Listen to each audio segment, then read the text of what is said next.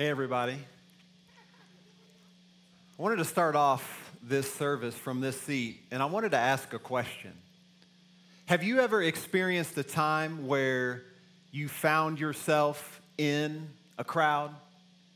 I mean, sure you have. Like, look around, like you are in a crowd right now. Funny thing with crowds is they carry with them this energy. Some negative, but some positive. Also, if you think about it, crowds have a way of evoking different emotions in our life, right? Sometimes crowds can be very exciting, right? For many of you, you go over to Louisville and you go to Papa John's Cardinal Stadium to cheer on the Louisville football team. And while I get it, that might not be exciting this year, but most of the time it's an exciting thing, right? I know for me, one of the things that I love doing is going to Assembly Hall in Bloomington, Indiana to cheer on my beloved Hoosiers. That's an exciting thing, and I love to be in that crowd. Sometimes, though, crowds can be draining, can't they? Like being at Kings Island all day, thousands of people around, long lines that you got to stay in like an hour, 2 hours, and at the end of the day, what do you want to do? You just want to crash. Sometimes crowds can be entertaining, like going to a concert or an event and everybody's cheering and everybody's super excited. You know, sometimes, though, crowds can be irritating. Like right now, some of you guys didn't know you were going to be on the screen this morning. Awkward. Or like that time you roll into Chick-fil-A and there's like 2 tour buses out front and you're like praying they didn't get out yet and you park your car and you like run inside hoping to beat the masses that are just coming out to eat, because that could be very irritating, walking into Chick-fil-A and like 500 people be in there waiting on their order. That kind of crowd is so frustrating. It could be that when you're in a crowd, you get very self-conscious. You're looking around, you are, right, people watching, and you're like, man, she looks great. I don't look that good. Or man, he looks super muscular and buff, and man, I kind of look a little bit flabby. Man, crowds can evoke all these emotions, and sometimes we get in a crowd and maybe we feel very anxious or nervous. Like, man, I don't like being around this many people. I get very uncomfortable. Or lastly, maybe being in a crowd for you, it actually like evokes this emotion of being anonymous or unnoticed. You can be in a room of 1,000 people. You could be at an arena and there are 10,000, 100,000 people, and you can feel all alone. All this to say that crowds can evoke all these different emotions in our life. Well, what I'd like to do today is I'd actually like you to come with me on a journey. I'd like to invite you into the crowd. And this crowd actually takes place around an amazing event that we're going to look at today, where Jesus is going to heal somebody. And so I almost fell right there. That was crazy, and that would have been so bad and so awkward. But man, this large crowds, they surround Jesus. They're following after Jesus, and we're going to see a miracle take place this morning. You see, this is week 2 of When Pigs Fly, and if you weren't with us last week, basically when you use this phrase, when pigs fly, it actually is used when something is likely not going to happen, right? And so what we're doing is we're going against that phrase as we are looking at the miracles of Jesus, and we're saying and believing that not only did they happen, but we still believe that they can happen today.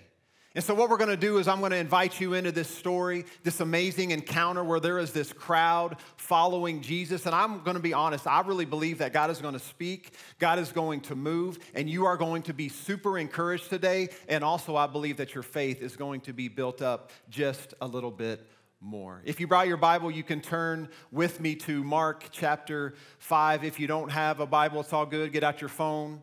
If you don't have a phone, that's all good too, because all these verses will be up on the screen behind me. Basically, what's going to happen is I'm going to read a little bit of the story, and then I'm going to kind of unpack a little bit of it. I'm going to read, unpack, and as we end today, I promise you, God is going to be speaking to you in a powerful, powerful way. Do you believe that? All right, well, here's what's going to happen too. As I read through this story all day, we're actually going to see the word crowd mentioned several times. So every time we come across this word crowd, I want you to help me read the story, and I want you to say this word crowd very loudly. So let's try this out. Let's test this out. I want you to say crowd on the count of 3. 1, 2, 3. Crowd! Wow, you got it. All right, here we go. Mark chapter 5, this is what Mark writes, starting in verse 21. He says, when Jesus had again crossed over by the boat to the other side of the lake, a large crowd gathered around him while he was by the lake. Then one of the synagogue leaders named Jairus came, and when he saw Jesus, he fell at his feet. He pleaded earnestly with him, "My little daughter is dying. Please come and put your hands on her so that she will be healed and lived." So Jesus went with him. A large crowd followed and pressed around him. See, what's going on in this moment is that there is this dude, his name is Jairus. He's one of the leaders of the synagogue. This guy would have been a very well-respected member of the community. Everyone in this town would have known who Jairus was, or at least they would have known of him. Jairus was like a celebrity in this day. And he comes to Jesus, and he's heard about the miracles that Jesus has performed. And he's like, Jesus, if you could just get to my daughter, she's sick. I need you to lay hands on her so that she will live. And Jesus says, okay. And this large crowd gathered around because, like I said, Jairus was this well-respected member of the community. It's kind of like today, if you ever go to a sporting event, or maybe some of you guys watch sporting events on television. Whenever the commentators, they say that there is a famous person in the crowd, what happens? The camera instantly pans to them, and you just see them hanging out, right? If you think like Jack Nicholson at the Lakers game, right? He is a staple there. Spike Lee at the New York Knicks game, or Drake up at the Raptors games, or really any kind of sporting event. If there's a celebrity there, they're going to get some camera time. This was Jairus. Man, he was the celebrity, and people wanted to see what was going to happen, to see if Jesus really was going to heal his daughter. And so the crowd, man, they pressed around. Man, that's very important for us to take note of today. It's not like just Jesus and Jairus is out front leading this crowd behind him. No, the crowd pressed around Jesus and Jairus. Man, so many people, thousands of people. And yes, while they were there to see Jairus and to see Jesus, there was also someone in the crowd that was rather unnoticed. You remember earlier I said in a crowd, sometimes it can evoke the emotion of, yes, there can be thousands of people around and you can feel isolated, you can feel anonymous. Well, there was someone else in the crowd that was overlooked. And she was at first unnoticed. If we pick back up the story in verse 25, it says this, and a woman was there in the crowd who had been subject to bleeding for 12 years. Everybody say 12 years. 12 years, a long time. She had suffered a great deal under the care of many doctors and had spent all she had. She spent everything, yet instead of getting better, she grew worse. Man, here is this woman who was unnamed. Man, I don't know if you picked that up from the story. Like, we get Jairus' name, but here it just says a woman was in the crowd. You know, she would have never been on the Jumbotron in her community. Matter of fact, she would have went not only unnoticed, matter of fact, because she had this issue, because she was bleeding for 12 years, matter of fact, in that culture, she would have been labeled untouchable. Think about that, man. Even if you had the love language of physical touch, and you have this issue where you can't be touched, man, that is a bad day and a bad year. Well, bad 12 years. And not only was she untouchable, you know, if she was married, it was actually grounds for divorce. And if she wasn't married, no Jewish man would have wanted anything to do with her. You know, what's funny, here all these people are around and they're celebrating what is getting ready to happen. They're focused on where they're going, but they forget to just look around and see what's happening among them. You see that we're excited because Jairus was there and Jairus' daughter was going to get this miracle. But here's someone who couldn't even show up to the very synagogue that Jairus was the leader of. She wouldn't have been allowed to go in. She had this issue. Matter of fact, if we read this story in the King James Version, it actually does say she had an issue of blood. So for her, it was a physical issue, but more than that, it was also an emotional issue because I said, like, she would have been labeled unclean, unworthy. She would have been untouchable. But here's the deal. Don't we have a lot of issues ourselves? Man, like this woman, maybe you're here today and you have a physical issue. Something that you've been like dealing with for a long time. Maybe for some of you, you have this emotional issue where your thoughts are just all out of whack. Maybe for you, it's a social issue and your friends or your family or the people that you work with or the people that you do life with, man, there's just some tension and there's just all this negativity swirling around the relationship right now, and you got some social issues. Maybe for some of you, it's a financial issue. Like right now, right, there is more month than there is money. And right now, you're struggling and you're just being consumed with just this terrible thing called debt, and you don't know how to get out of it. Or maybe for you, you're here and you have some spiritual issues. Like you've been searching for freedom. You've been searching for answers, and you have searched and you have dug into the Word, but for some reason, you're not just getting settled. There is no peace right now in your life. You know, I think it's safe to say that every single person in this room at one point or another, and probably right now, you're going through some issues. Right? This is where this woman was 12 years, 4,380 straight days of going through this issue. But here's the deal. A lot of you who are here today, and you've been going through some issues a lot longer than that. But it's time here to get free. It's time here to get some resolve for the issues that you're going through. You see, for this woman, it wasn't, man, when I'm going to get healed. That wasn't the question. You see, it had already been 12 years, and she'd probably lost, if we put ourselves in her position, right? She had probably lost almost all hope. 12 straight years, 4,380 days of dealing with this issue. It wasn't when she was going to be healed. It was the question of, where is my healing even going to come from? And at this moment, like, she's broke. She spent everything that she had. She's not better. So she's thinking to herself, not when, but where. And this is where we're going to pick back up the story. And this is what it says in verse 27. It says, when she heard about Jesus, let's get that verse pulled up. When she heard about Jesus, she came up behind him in the crowd. Oh, you already lost it. She came up behind him in the crowd and touched his cloak because she thought, check this out, if I just touch his clothes, I will be healed. So this woman, she presses through the crowd. You know, have you ever been in one of those sporting events and the event is over and like the 10, 20, 30,000 people are like all shoved into like one or two hallways and you're like bumping up against each other and you're like, your hands are down here because you don't want, you know, to touch anybody weirdly, and, you know, you're so close to some people, it's like you're sharing a Tic Tac with them and you're just like herded down this hallway. Well, this was the crowd, right? The crowd pressed around him, and this woman says, if I can just get to Jesus. And so she presses through the crowd and she says, man, if I could just touch the hem of his garment, the corner of his cloak, I will be healed. Why did she think that? Where did she get this notion? Like, did she just come up with this in thin air? Have you ever thought about this if you've read this story? Why did she say to herself, I got to go up and I got to touch the hem of his garment? Well, check this out, and we're going to go a little bit deeper here this morning, so I need to get you to stay with me. We're going to go over some terms and some vocab and some Hebrew, but I promise you it'll be worth it because this is incredible insight to why she did this and why she thought this, if I could just get to touch the edge of his garment.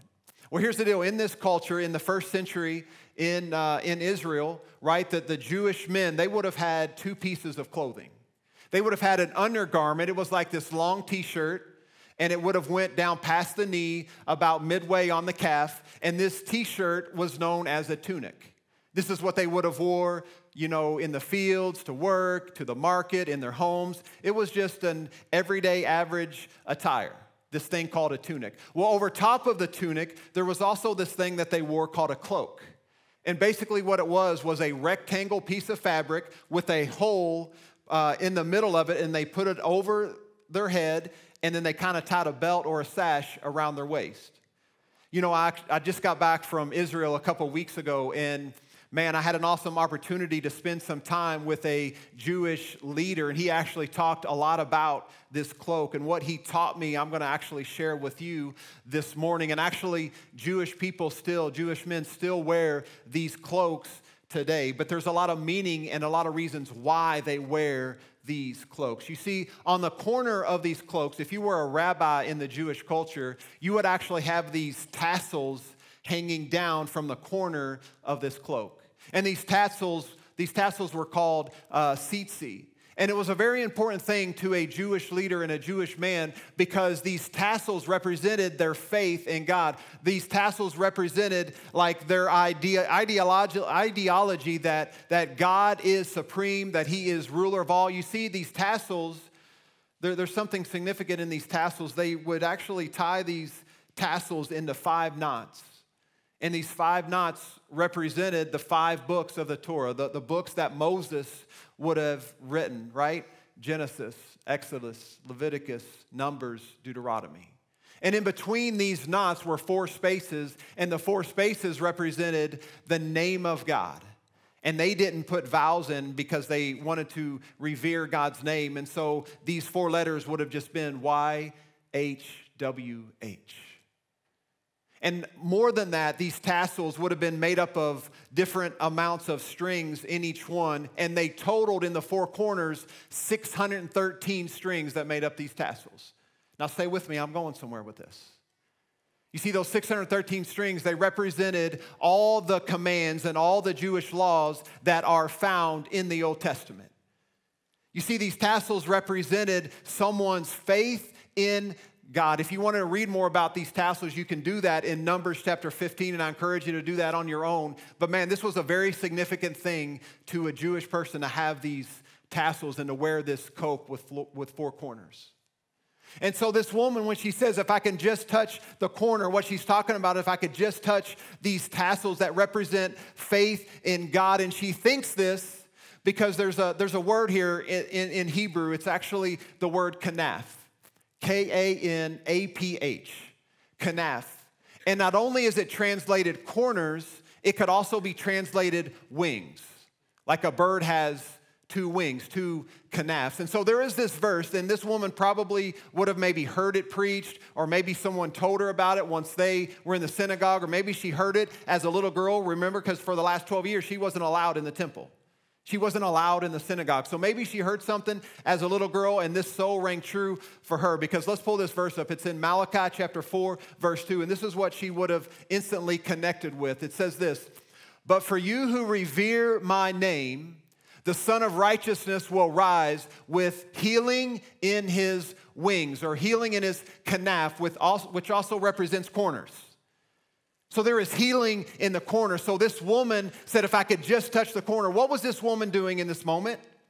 She was taking God at his word. And so if we could do this in our life, I promise you there will be some healing for the issues that we're going through. If we could just take God at his word that we are forgiven, that we are made righteous, that he is with us always, that we are more than overcomers and more than conquerors, that we do overcome by the blood of the Lamb and the word of our testimony. Man, if we could just get some of these promises that we're loved, that we're accepted, that we're forgiven, that we are his beloved, if we could grab hold of these promises of God and just say, you know what, God, I'm going to believe that your word is true over my life, I promise you, you can get some healing in an instant. You see, even this woman who actually had just a little amount of faith, or maybe almost no faith at all, she saw someone, Jesus, who actually was faithful, right? And says, man, if I could just attach myself to his faith, I don't have very much because I've spent all that I have and I've searched and I don't have a healing, but I've heard about what Jesus has been doing. I've heard the stories, and if I can just touch his garment, if I could just attach myself to his faith, maybe I'll get healed. And I want to tell you here this morning, maybe you're in a position because of your issues, you don't have a lot of faith right now. I want to tell you that that's okay, because Jesus has more than enough faith for you. So if you could just grab hold of him, if you could just put yourself in a position to learn from him, to have a relationship with him, to allow him to speak into your life, I promise you healing's going to come. And sometimes it's a process that God takes us through to get this healing, but sometimes he does it in an instant. Matter of fact, when this woman went up and just touched the edge of Jesus' garment, check this out in verse 29, it actually says this. It says, immediately her bleeding stopped. And she felt in her body that she was freed from her suffering. And this is a phenomenal verse. Immediately it happened. Sometimes it's a process, sometimes it's immediate, but also sometimes it's both. And I'm going to unpack that in just a little bit. If we can go on to verse 30, it says this. At once, Jesus realized that power had gone out from him. He turned around in the crowd and asked, who touched my clothes? You see the people crowding against you, like his disciples answered, and yet you can ask, who touched me? You see, this question is kind of crazy right now in this moment, because I try to put you in the position of being in that crowd, and the crowd was pressing around Jesus. And Jesus in this moment, he says, who touched me? And that was a crazy question, and I know it was a crazy question because the disciples had to even say, what are you talking about, who touched you? Like 500 people are touching you right now. Like I'm even trying to get out of here without like being touched inappropriately, man. I felt a few gropes there earlier, but I don't know what's happening right now, Jesus. But man, we're getting touched all the time. What are you even talking about? Why would you even ask the question? It sounds silly, but I'm here to tell you it's significant. You see, Jesus in this moment, he stopped. And he stopped for a reason. You see, this woman probably would have been content to get in close proximity to Jesus, to touch his clothes, to get healed, and then to retreat back into the crowd. Why? Because her whole life has probably been lived in anonymity? Yeah, I said that right. Her whole life was probably lived in isolation. Her whole life, she's been unnoticed, and so she was probably fine with proximity, but Jesus wanted intimacy. And so he stops in this moment. And he asked the question, okay, who touched me? No, you don't understand, disciples. No. Somebody touched me and power went out of me. Somebody here has some amazing faith. And I need to stop in this moment and I need to recognize it. And not only did he stop in this moment, if we continue with the story in verse 32, it says this, but Jesus kept looking around, meaning he tried to find her right away and she was nowhere to be found. Man, somebody touched me. And everybody was probably like, yeah, I touched you, Jesus. I touched you. No, hey, I touched you. I needed my healing. Hey, I got some issues going on. Hey. And then Jesus says, no. I'm searching for the one. You see, this is a significant point because even though we may be in a crowd of people, Jesus will always go after the one. He'll always speak to the one. And in this moment, it says, but Jesus kept going around, kept looking for the one who had touched him. And this is significant because while she tried to retreat, probably still like feeling some shame, Jesus wanted her to be completely set free. He didn't just want a healing physically for her, he wanted a holistic healing in this moment. You see, it kind of reminds me of this, in the beginning, God created Adam and Eve and everything was good, right? Matter of fact, he said it was very good. But Adam and Eve, we know the story. They messed up. They disobeyed. They did something that they shouldn't have done. And after they ate of the fruit, it says that their eyes were open and they noticed themselves that they were naked. And so they went and they hid. You see, God came down every day to walk with them in the cool of the day, to spend time with them, to have a relationship with them. But in this moment where they messed up, they actually retreated. They actually went and hid themselves from God. I've been taught all my life that, sin, God can't look upon sin. God doesn't want anything to do with sin. God can't stand to be around sin. But in this story, we see Adam and Eve sinning. They go and hide, but God still came. And not only did God still come, God still began to pursue them. You see what sin does? We separate ourselves from God. God doesn't separate himself from us. And so God still came and God still called out, Adam, Eve, where are you? You see, he's trying to make sure that they know, look, I still love you. Matter of fact, he went on to actually sacrifice some animals to make them clothes. Like, he did some amazing things that have a lot of spiritual significance for us. And even when we think about the story of Jesus, but we're going to come back to that. But in this moment, Jesus in the story is still searching. Basically, just like God was asking Adam and Eve, where are you? Jesus in this moment is asking this woman, like, hey, where are you? And it says that he kept looking and he kept searching. Look, I don't care where you're at in life right now. I don't care how far you've been running from God. I don't care your past. I don't care what you've done. I know this, that God is continually pursuing you.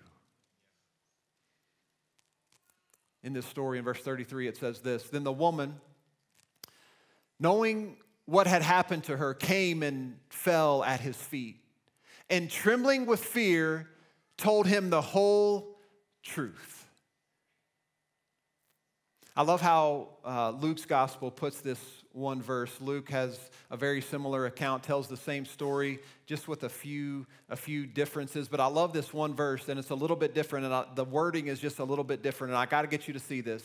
In Luke chapter 8, verse 47, this same verse is kind of translated like this. It says this in verse 47, if we can get that pulled up. Then the woman, seeing that she could not go what? Unnoticed. Finally, she gets to a point, she knows, man, Jesus is searching. Jesus is looking. He's eventually going to find me. Seeing that she could not go unnoticed. I'm here to tell you today that you haven't gone unnoticed by God. He sees your pain. He sees your hurts. He knows everything about you. Matter of fact, Scripture says that he knows the number of hairs that are on your head right now. He knows everything about you. You aren't unnoticed by a God in heaven. He loves you.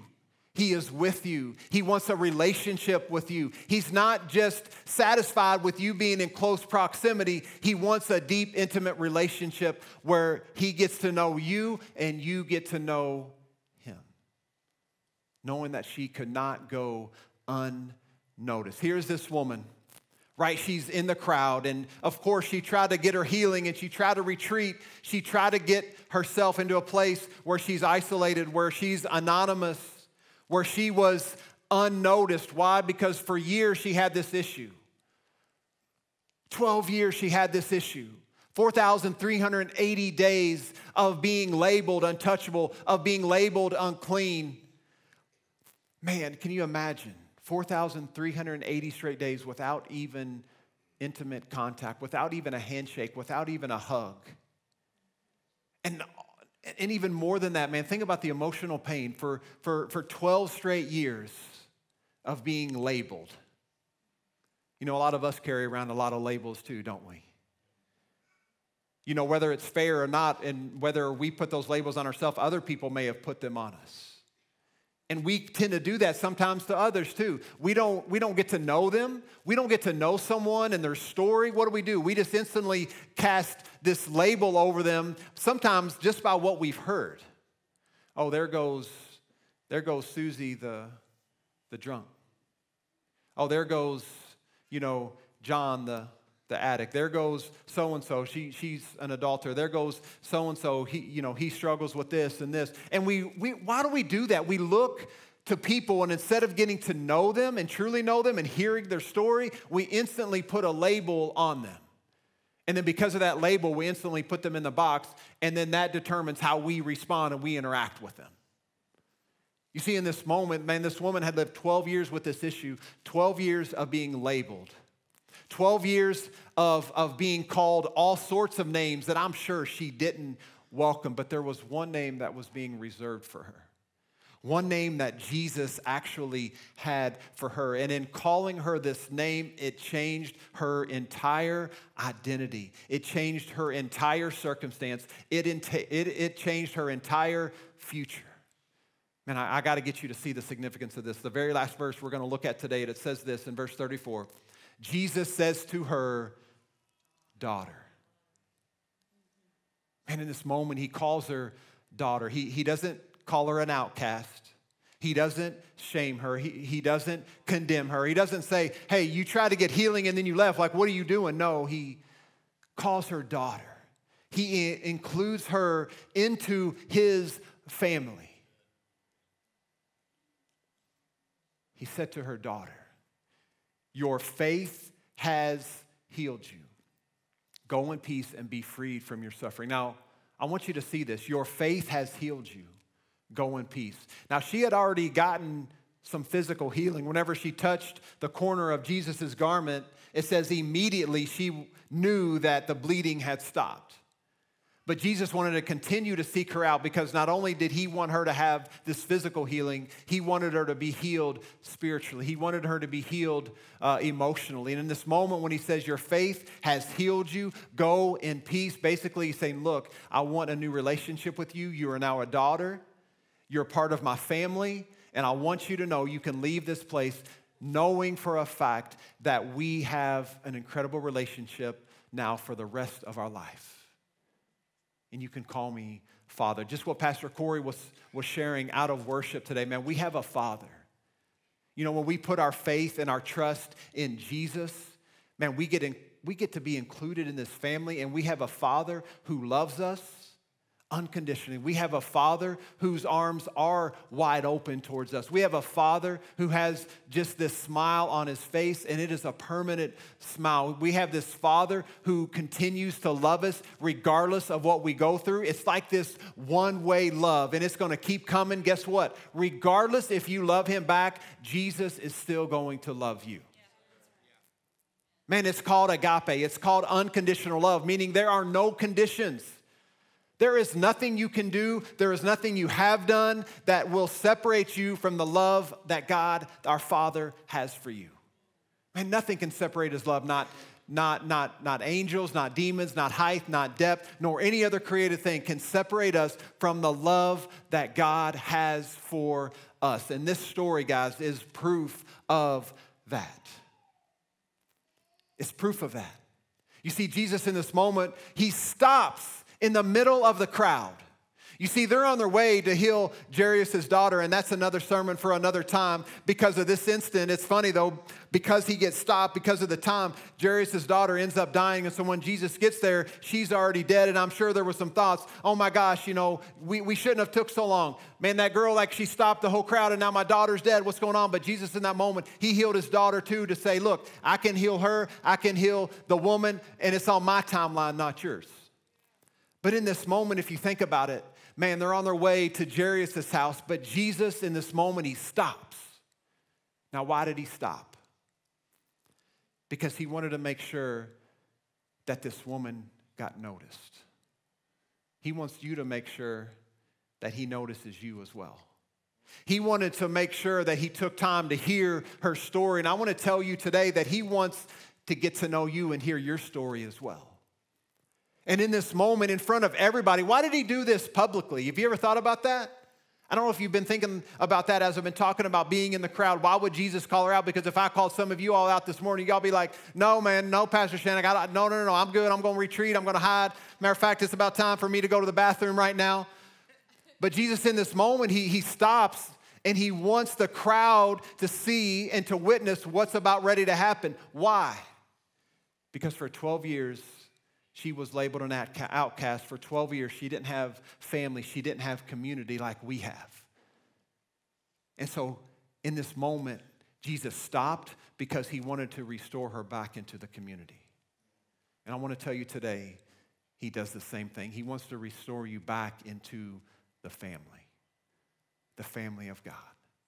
And so if you're here today with questions, man, does God care about me? Man, I'm only 1 in 8 billion people in the world. I want to tell you, he does care about you. He sees what you go through. He sees your pains. He sees your hurts. He knows everything about you. And not only does he know everything about you, even knowing everything about you, he actually only has good thoughts towards you.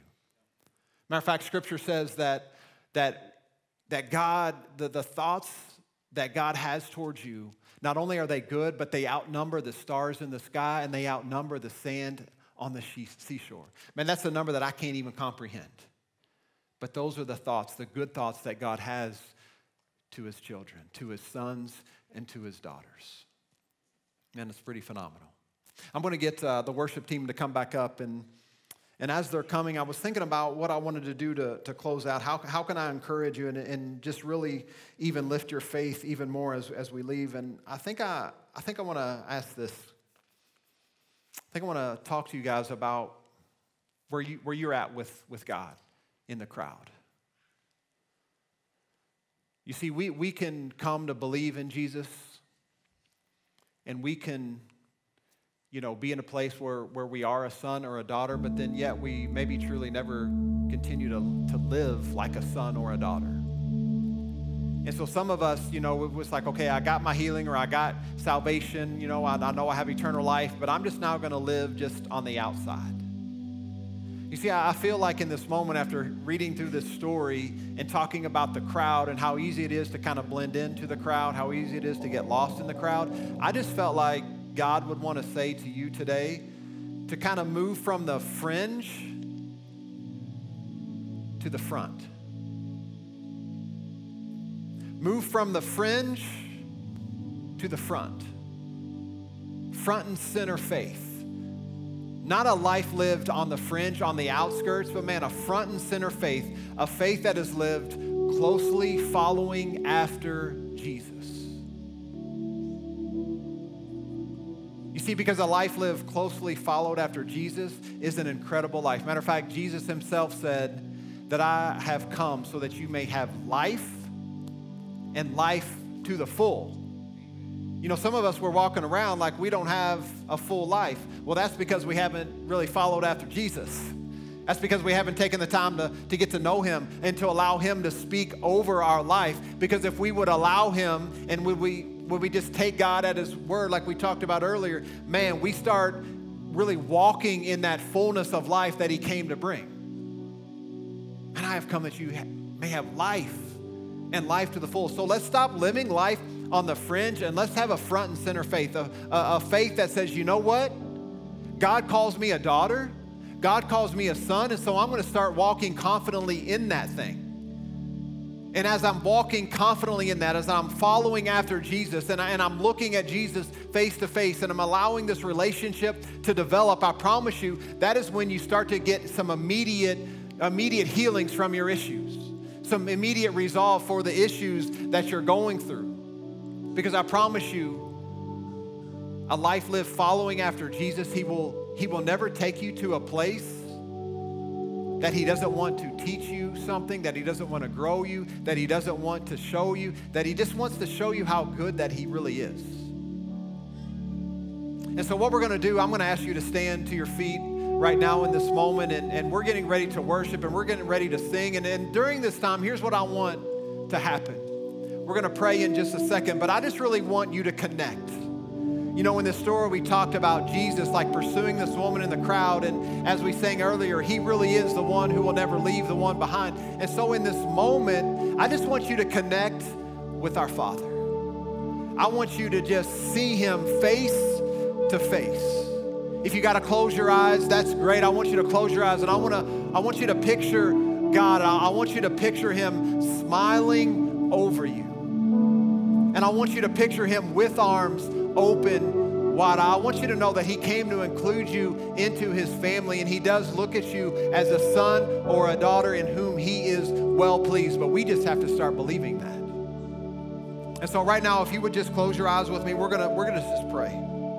Father, right now I just pray for those that are in this room that maybe have lived a life where they felt unnoticed, where they felt isolated, where they felt anonymous. Even in a crowd, they feel all alone. Right now in this moment, would you just stop things for them? Would you just stop their just whirlwind of thinking? Would you just stop in this moment? The scripture says, be still and know that I am God. And so as we sing and as we worship, would you just allow God to just minister to you? Would you allow God to just speak into your life? Would you allow him to love you today? Would you allow him to just say, I love you to you? And would you receive that this morning? And we're also going to be up front, and if you're here dealing with some issues that you want further prayer, we're going to be here to pray. But Father, I just pray right now that for those that are in this room, that you would just come in and you would do a work, that you would just reveal to them how much